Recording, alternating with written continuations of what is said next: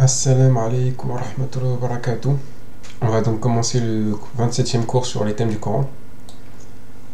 Bismillah ar-Rahman ar-Rahim. Alhamdulillahi rabbil alamin. Wa salatu wa salam ala rasulillah wa ala alihi wa ashabi ajma'in. Thumma amma ba'd. Rabbi shrah li sadri wa yassir amri wa 'uqdatan min lisani wa yafqahu qawli. Donc comme je disais, on se retrouve aujourd'hui pour le 27e cours sur les thèmes du Coran. Les thèmes du Coran en point de vue général. Et on va parler aujourd'hui des bonnes actions. Donc on a fini les deux sections les plus longues, les deux sections sur 6. Donc pour petit rappel, la première section c'était sur les passages qui sont similaires, qui font des parallèles avec la sourate Al-Asr. Et la deuxième section c'était sur les croyances. Et donc là on rentre dans la troisième section qui sont sur les bonnes actions, Inch'Allah.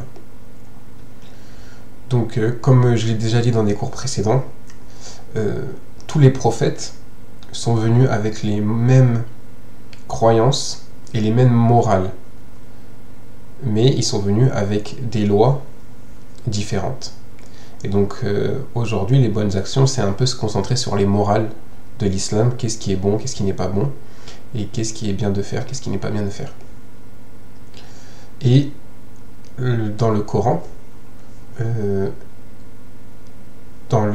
mécois notamment, qui a été révélé avant du coup le Coran qu'on dit médinois, il y a beaucoup d'emphase sur les morales. C'est-à-dire que ce qui est beaucoup souligné c'est les morales, les bonnes actions, la moralité et les croyances, et très peu de lois. En fait c'est beaucoup dans la révélation médinoise qu'il y aura plus de lois qui vont être descendues.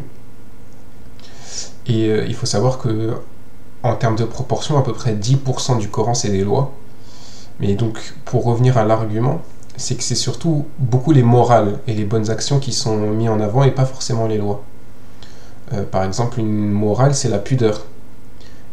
Et une loi qui est liée à la pudeur, par exemple, c'est le fait de porter le hijab, le khimar dans le Coran, qu'on appelle de nos jours le hijab, le voile du coup. Il faut savoir que la révélation de l'obligation du voile, elle est venue que 16 ans ou 17 ans, entre 16 ans et 17 ans après le début de la révélation du Coran. Donc ça n'a pas été révélé tout de suite. Mais les ayats qui parlent de la pudeur, ils ont été révélés bien avant. Donc on voit déjà l'importance des morales, et que les morales doivent être bien imprégnées dans le comportement et dans le cœur du musulman pour qu'il puisse appliquer les lois plus facilement. Et malheureusement, on est à une époque où on met beaucoup l'accent sur les lois. C'est-à-dire qu'un enfant, même un enfant musulman, ni musulman, il va savoir ce qui est haram, halal, peut-être, mais il va peut-être pas savoir c'est quoi le bon comportement. Alors que lui, il n'est pas justement, alors que la sagesse de l'islam veut que on mette d'abord l'accent sur les morales, surtout pour un enfant, parce que c'est à la puberté qui devra répondre aux lois de l'islam. Mais avant ça, justement, les parents doivent mettre l'accent avec l'enfant beaucoup sur la croyance et sur les morales de l'islam. Et c'est pareil pour les convertis, on va tout de suite leur dire c'est halal, c'est haram, mais on va oublier de leur souligner c'est quoi les morales de l'islam. Et donc c'est ce qu'on va faire entre autres aujourd'hui. On va voir un passage de la sourate Al-Mu'minun. Et du coup c'est pour ça qu'on a malheureusement par exemple des femmes qui portent le voile mais qui sont pas pudiques. Alors que la moralité c'est la pudeur, et une des lois liées à la pudeur c'est le voile. Et il y a beaucoup d'exemples comme ça. Et donc en fait on va voir une des phrases importantes à retenir aujourd'hui, c'est l'important c'est pas l'acte que tu fais mais comment tu fais l'acte. L'important c'est pas comment tu fais c'est pas si tu fais la prière, c'est surtout comment tu fais la prière. L'important c'est pas si tu mets le hijab, l'important c'est comment tu mets le hijab. Est-ce que tu es pudique quand tu le mets, ou au contraire tu ne l'es pas. Est-ce que tu es concentré durant la prière ou au contraire tu l'as fait en 2 secondes, en 2 minutes top chrono et tu penses au foot, aux jeux vidéo, au cinéma et pas du tout à Allah.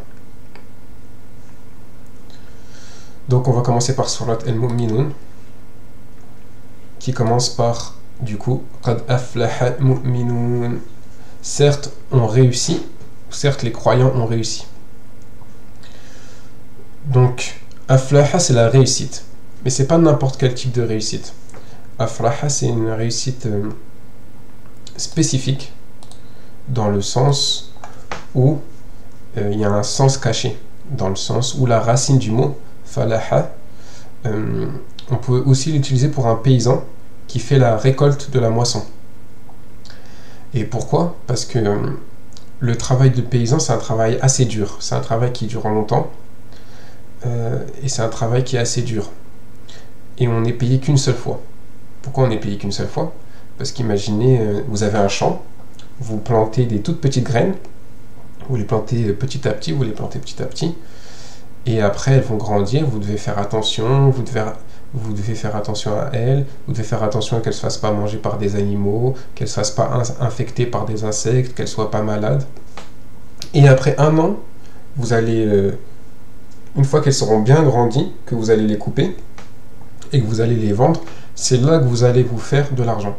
Donc ça va être 1 an d'attente, 1 an de travail, 1 an d'endurance et 1 an de peur justement que cette récolte soit attaquée par le mauvais temps ou ce dont j'ai parlé avant. Donc aflaha c'est une réussite, mais après un long moment de travail, après beaucoup de travail et du travail constant. Et donc là, qu'est-ce qu'on comprend? On comprend que le musulman, pour réussir, le croyant, pour réussir, il va devoir travailler. Il va devoir beaucoup travailler, et c'est après une longue période de travail qu'il va voir le résultat et qu'il va réussir. Comme ici-bas, on va travailler pour, après que tout le travail soit fini, on réussisse dans l'au-delà, Inch'Allah, et qu'on soit au paradis. Aussi, on voit ici que Allah il parle ici des mu'min, des croyants. Donc on va voir dans cette sourate que Allah il va faire une liste de choses que ces croyants qui ont réussi vont faire. Une liste de plusieurs choses. Les exégètes ont des avis différents. Il y en a qui disent que cette personne elle doit toutes les faire, ces choses-là. Et il y en a qui disent que la personne qui réussit, le croyant qui réussit, il excelle dans une de ces choses-là. Il excelle dans une de ces choses-là, mais il ne transgresse pas dans les autres choses. C'est-à-dire qu'il ne fait pas l'inverse, il ne transgresse pas dans les autres choses. Il les respecte, mais il est surtout spécialisé dans une de ces choses. Et c'est vrai que la grammaire la formulation des ayats qui vont suivre peut nous faire comprendre, pencher vers cet avis, qu'il est surtout spécialisé dans une de ces bonnes actions, et pas forcément spécialisé dans toutes, mais qu'il ne transgresse pas les bonnes actions. Donc ici, c'est le mu'min à qui Allah s'adresse, qui a réussi. Et donc, qu'est-ce que le mu'min? Vous savez, il y a 3 niveaux en islam, comme on a vu précédemment le hadith de Jibril, alayhi salam. Il y a le muslim. Le muslim, c'est celui qui se soumet, aux lois, au minimum. En islam, il y a des minimums qui sont érigés par des lois. Il y a au minimum 5 prières. Il y a au minimum le jeûne du ramadan. Et ainsi de suite, vous connaissez les minimums. Et donc, il y a des minimums. Le musulman, c'est celui qui se soumet au minimum. C'est-à-dire qu'au minimum, il fait les obligations d'Allah. Al-Mu'min, c'est celui qui fait plus, parce qu'il est convaincu. Il est convaincu parce qu'il a internalisé la foi. Tout ce qu'on a vu avant, la foi en Allah, la foi au messager, la foi au livre, la foi aux anges, la foi au jour du jugement, le mu'min, il l'a internalisé en lui, et comme il est convaincu, il veut faire plus. Il veut faire plus pour réussir. Donc c'est ça qu'on a vu. Donc pour réussir déjà, il faut être convaincu et il faut avoir internalisé la foi qu'on a vu à la section précédente. Et enfin, il y a le muhsin. Et le muhsin, on traduit souvent par l'excellence, c'est celui qui fait tout pour plaire à Allah, comme si il est toujours conscient de la présence d'Allah, et il fait le maximum. Il fait le maximum. En tout ce qu'il peut, il fait le maximum. Il essaye de jamais faire moins que le maximum de ce qu'il peut faire. C'est ça le muhsin. C'est comme il est toujours conscient de la présence d'Allah, il va toujours faire le mieux qu'il peut. Mais là, on ne parle pas de ce niveau-là, on va parler du niveau ici d'une mu'min. Donc là, on va passer au premier acte. Il faut savoir que tous les actes vont être connectés d'une certaine manière entre eux.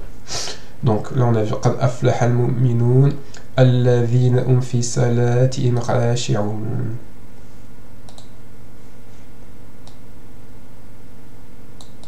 Excusez-moi.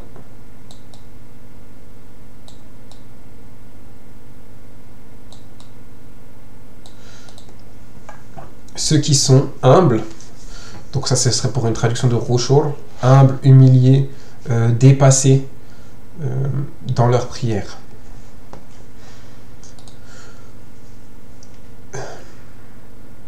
Donc là, qu'est-ce que je vous avais dit? Je vous avais dit que ce qui est important, c'est pas l'action en soi, mais c'est comment on fait l'action. Donc là, Allah, il dit pas ceux qui prient, il dit ceux qui ont le Rouchour, qui sont humbles, humiliés dans leur prière. Donc ce qui est important en islam et dans la vie en général, c'est pas la quantité mais la qualité. Et nous, qu'est-ce qu'on fait? Nous, on fait l'inverse, souvent. On fait des prières vitesse éclair, vitesse de la lumière. On récite super vite. Quand on fait la prière, des fois, on le fait pour s'en débarrasser, limite. On le fait pour s'en débarrasser, limite. Et on s'empresse, hop, on regarde un film. Oh, c'est l'heure de la prière. Allez, je fais la prière. Hop, hop, hop. Pendant toute la prière, tu as pensé au film. Après, tu regardes le film. Nous, et du coup, là, on n'a pas fait la prière. Quand on fait la prière, on a tendance à se dire ah bah, moi, je l'ai fait la prière. On se dit pas comment on a fait la prière. On se dit ah, c'est bon, je l'ai fait. Alhamdoulilah, j'ai fait la prière. Mais là, qu'est-ce qu'Allah nous dit? Il nous dit attention, il ne faut pas se demander est-ce que tu as fait ou pas la prière. C'est obligatoire que tu fasses la prière. La question, c'est comment tu as fait la prière. C'est ça la question. La question de ok, oh non, il y a la prière, il faut que je la fasse. Ah, c'est bon, j'ai fait la prière. Non, c'est pas ça la question. C'est comment tu l'as fait cette prière. Est-ce que c'est un exercice de cardio? Est-ce que ton inquiétude, c'est juste de la faire? Non. Nous, les musulmans, on doit se dire comment on l'a fait. Alors, pour atteindre ce khushu', mon prof, il donne quelques conseils qui ne sont pas des siens, bien sûr. Alors, la première astuce, c'est avant chaque prière, faire ses ablutions, refaire ses ablutions. Ça va permettre d'avoir un temps calme, de réfléchir, et sachant que les ablutions, c'est un acte d'adoration, même si tu sais que tu les as encore, un des premiers conseils, faire ses ablutions avant chaque prière obligatoire. Et faire ses ablutions pas trop rapidement. On a tendance à faire nos ablutions rapidement.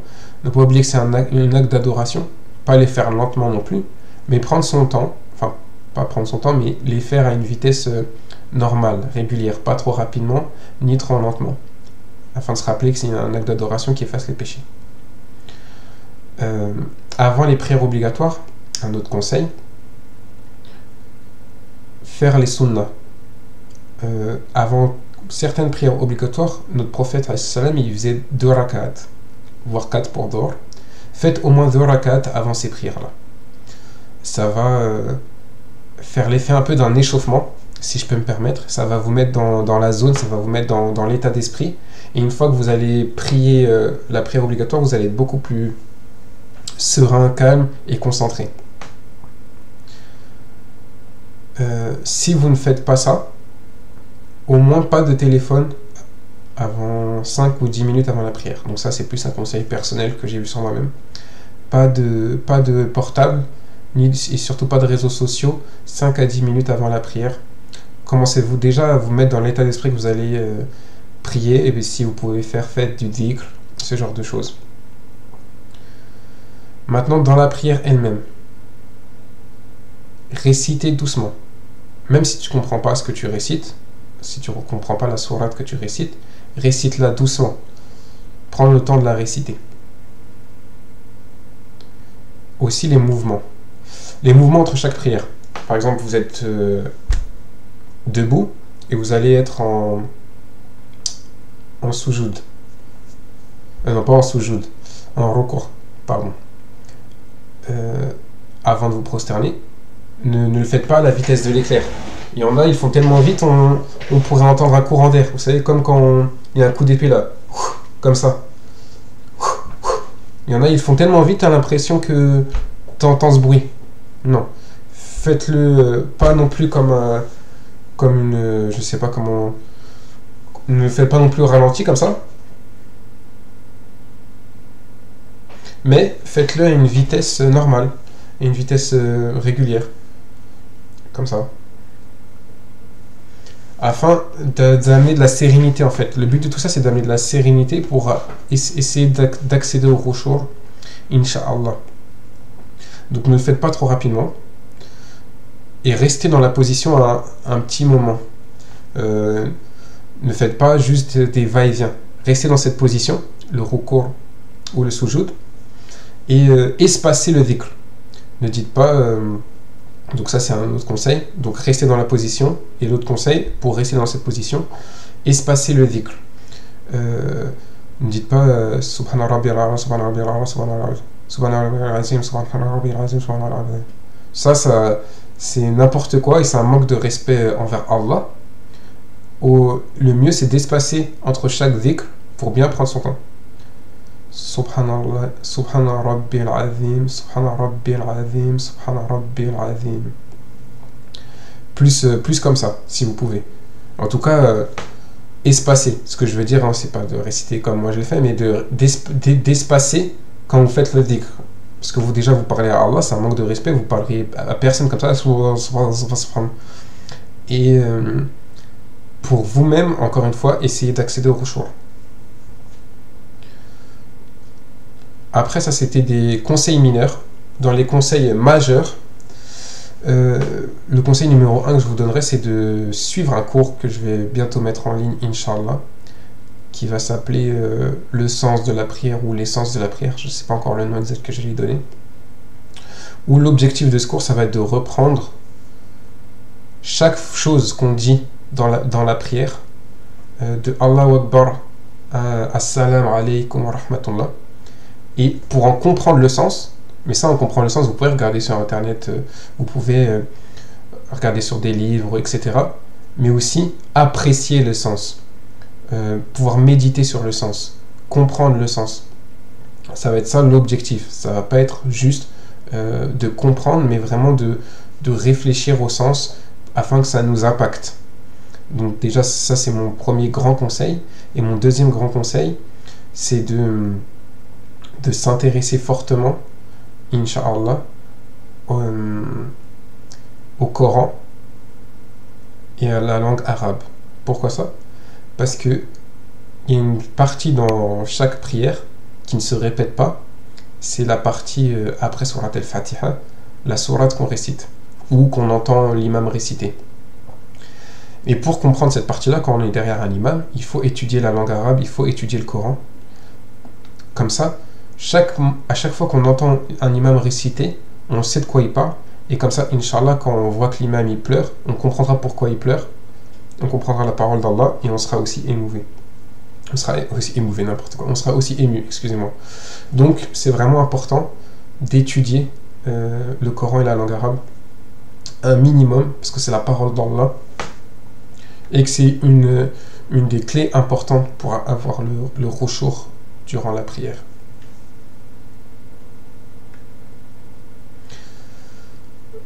Enfin, le Khushu', pour finir sur le sujet, le Khushu' c'est pas quelque chose de vérifiable. C'est chaque personne le sait au fond de soi. C'est pour ça que j'ai mis cette image de gens qui prient en rang. Quand on prie en rang à la mosquée, on ne peut pas savoir, on est tous égaux, mais on n'est pas tous égaux en Khushu'. On ne sait pas qui est concentré, qui est humilié, qui est humble dans la prière, et qui pense à un match de foot au magasin. On doit se juger soi-même sur ça. On doit se juger soi-même et faire des efforts pour nous-mêmes. Et ça va nous affecter. Ça va nous affecter en dehors de la prière. Allah il dit dans le Coran là où anzalna hadha al-Qur'ana ala jabalin la ra'aytahu khashi'an mutashaddi'an min khashyatillah, que s'il avait descendu le Coran sur une montagne, elle se serait humiliée puis écroulée. Donc ça prouve l'impact que le Coran il est censé avoir sur nos cœurs. C'est pour ça qu'on se doit de l'étudier pour qu'il ait justement cet impact sur nous. Si on ne comprend pas ce qu'il dit, on ne peut pas avoir d'impact sur nous. Donc c'est pour ça qu'il faut vraiment l'étudier. Et ça va changer notre personnalité. Si on se rend compte qu'à chaque fois qu'on prie, on est devant Allah, on parle à Allah, entre les prières, ça va affecter aussi comment on est entre les prières.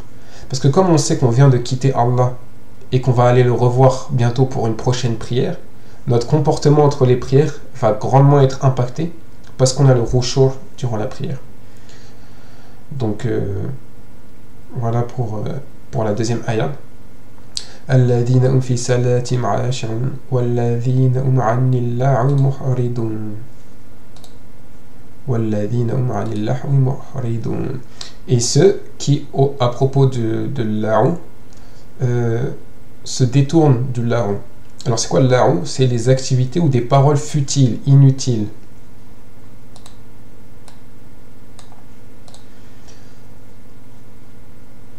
Donc ça c'est aussi un point très important, et c'est lié, comme je vous ai dit, à ce qu'on vient de voir avant. Parce que celui qui sait qu'il vient de quitter Allah et qui va revoir Allah à la prochaine prière, il va pas vouloir faire des actions inutiles et futiles, mais il va vouloir faire des actions qui ont du sens et qui sont importantes et utiles pour lui, que ce soit ici-bas et dans l'au-delà. Et malheureusement, nous, on est dans une époque où on est trop dans les futilités. Combien de personnes connaissent tout du foot à la télé, hein. Pas encore si c'était y jouer, ça pourrait être un bien. Mais ils connaissent tout des footballeurs, connaissent tout de toutes les équipes, connaissent tout des jeux vidéo, connaissent tout des films, connaissent tout des acteurs, connaissent tout sur les réseaux sociaux, toujours sur les réseaux sociaux, toujours à écouter de la musique, toujours à écouter du cinéma, etc. Toujours dans les futilités, au point où qu'il ne fait plus rien de sa vie qui a vraiment du sens. Donc, là, pour pas faire de futilité, il faut s'occuper avec des choses qui ont du sens. Apprendre la religion, aider les autres. Et si c'est pas pour avoir des bonnes actions, au moins pour que ça soit utile dans Dunya. Travailler, faire du sport. Ça vaut mieux que jouer aux jeux vidéo toute la journée et regarder des films, ou regarder des séries, ou regarder des matchs de foot toute la journée. C'est contre notre cœur. Mais savoir que le cœur, c'est comme notre corps. Il va réagir par rapport à ce dont on le nourrit. Si quelqu'un il mange tous les jours du fast-food, de la mauvaise nourriture, de la nourriture grasse, et qu'une fois par mois il mange une pomme, ça va pas être utile à son corps. Mais si tous les jours il mange équilibré, et que de temps en temps, une fois par mois il mange fast-food, bah ça va pas faire de mal à son corps. Bah c'est ça l'exemple des futilités pour le musulman. Je dis pas que c'est interdit de jouer aux jeux vidéo, mais ça doit être une fois de temps en temps. Si tu as 15 heures, je sais pas, si tu as 9 heures durant ta journée de temps libre, en vacances, c'est quoi? C'est 1 heure max à jouer aux jeux vidéo, et le reste du temps, tu fais quelque chose d'utile. En fait, les futilités, les jeux, les amusements sont faits pour nous détendre après avoir fait quelque chose d'utile, de productif. Et pas l'inverse. C'est pas je joue tout le temps et quand je suis obligé, je fais quelque chose de productif, ou quand on m'emmène à la mosquée, ou quand je vais au vendredi le Jumu'ah, mais autrement, jamais je m'intéresse à la religion, jamais je travaille, jamais je me renseigne, jamais j'apprends, jamais j'aide les gens, jamais... Non, il faut faire des choses. Et donc, c'est vraiment un conseil aux jeunes, parce que ça arrive beaucoup dans la jeunesse, notamment quand on ne travaille pas pendant les vacances, etc., quand on n'a pas de famille encore. Il y a plein de choses à faire. Déjà, si vous avez l'âge de travailler, travaillez. Être sous... ça, c'est les conseils, du coup, pour réaliser cette ayah. Travailler. Le fait de travailler, ça nous met une responsabilité, on doit obéir à un chef, ça nous apprend l'humilité, ça nous apprend à interagir avec d'autres personnes.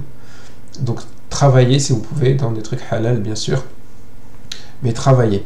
Autrement, faites du volontariat, faites du bénévolat, allez dans des associations et faites des maraudes, préparez des colis alimentaires, aidez des... Si vous êtes capable, faites de l'aide aux devoirs. Il y a des associations qui ont besoin de vous. Agissez, vous aurez des bonnes actions et en plus, vous n'aurez pas fait des futilités qui vont abîmer votre cœur. Donc ça, c'est mes deux grands conseils. Surtout, ne restez pas juste là à rien faire.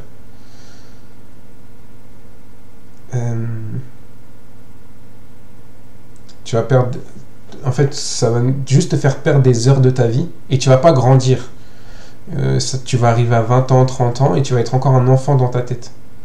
Tu vas avoir vécu dans une bulle avec ta famille, mais dans ta tête, tu vas être un enfant.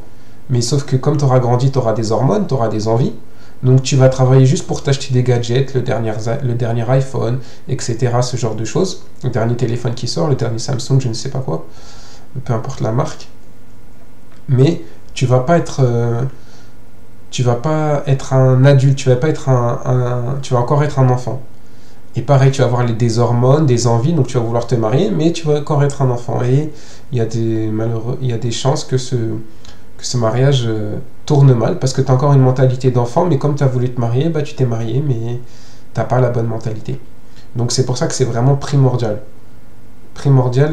d'occuper son temps. Et le deuxième conseil, c'est attention à vos fréquentations. Les fréquentations, c'est aussi un point très très important. Moi, par exemple, pour prendre mon exemple, quand j'étais en école de commerce, j'ai fait livreur Deliveroo.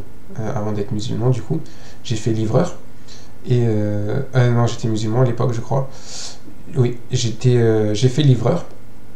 Et tout ça pour dire que ça me prenait du temps. Alors qu'en école de commerce, c'est soirée, alcool, drogue, mixité dans tous les sens, promiscuité même.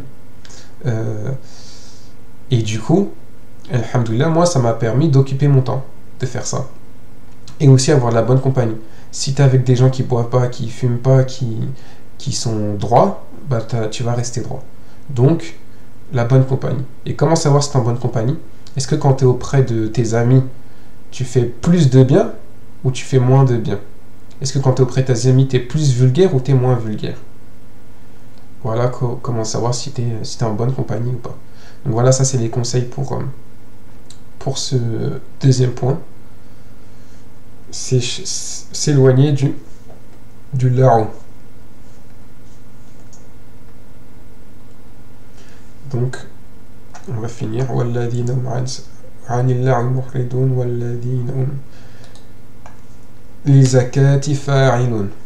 Et ceux qui se purifient.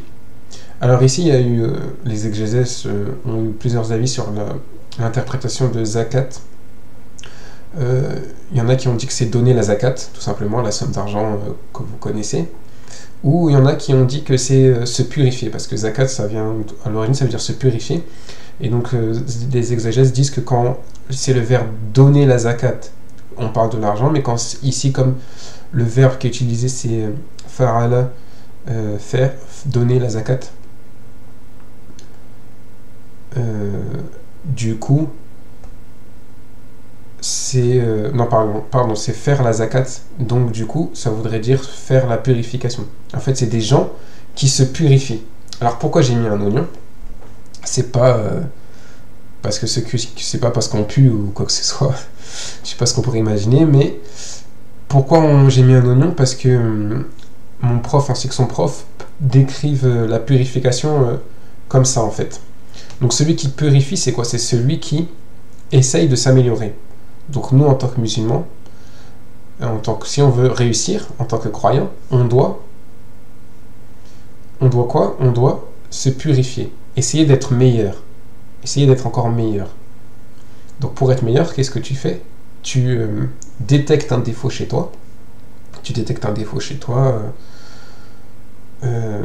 Par exemple, tu juges rapidement les autres. Tu juges trop rapidement les autres. Ça, c'est ton premier défaut. Hop, tu retires la première couche, et comme un oignon, il y a une deuxième couche qui vient ensuite. Et là, ça va être le deuxième défaut sur lequel tu dois travailler. Ton deuxième défaut, ça va être, je ne sais pas, tu t'énerves trop vite. Hop, le deuxième défaut. Une fois que tu as travaillé dessus, hop, troisième défaut. Troisième défaut, qu'est-ce qu'on pourrait dire tu fais pas attention à comment tu parles. C'est-à-dire que des fois, tu es blessant avec ta parole. Les gens te le disent, mais toi, tu te rends pas compte. Ben, ça, c'est quelque chose où tu vas devoir faire attention. Voilà, donc, le croyant qui réussit, c'est quelqu'un qui s'analyse, qui réfléchit sur lui-même, qui pense à lui, et qui pense, quand je dis à lui, c'est pense à ses défauts. Il se dit, mais qu'est-ce que je peux améliorer? Et une fois qu'il a analysé ce qu'il peut améliorer, il travaille dessus. Et une fois qu'il a réussi à l'éliminer, il trouve un prochain défaut et il commence à travailler dessus. Donc, celui qui se purifie. Et un conseil pour ça, donc du coup, c'est justement avoir cette vision rétrospective en se regardant soi-même, mais aussi, très important, être entouré de gens. Si vous avez, par exemple, votre mère, elle peut vous dire vos défauts. Votre père, il peut vous dire vos défauts. Vos frères et sœurs peuvent vous dire vos défauts. Votre femme peut vous dire vos défauts sans difficulté. Et aussi, un autre conseil, c'est justement comme le conseil précédent, sortez, travaillez. Quand je dis sortez, c'est pour faire quelque chose d'utile. Donc travaillez, faites intégrer des associations, parce que ça va vous confronter à des situations et à des gens. Et c'est quand on se confronte à des situations et à des gens qu'on apprend à se connaître soi-même et qu'on va voir nos défauts, et que c'est à ce moment-là qu'on va pouvoir travailler dessus. Parce que si on reste toute la journée dans la chambre, on va pas voir quels défauts on a, et on va pas pouvoir travailler dessus. Donc voilà pour la première partie sur la sourate Al-Mu'minun. On fera la prochaine partie une prochaine fois, la fois suivante, Inch'Allah. Et on parlera notamment de la pudeur et de le fait de protéger, entre guillemets, sa pudeur et ses parties intimes. Donc je vous dis à la semaine prochaine, ou à la prochaine en tout cas. Assalamu alaikum wa rahmatullahi wa barakatuh.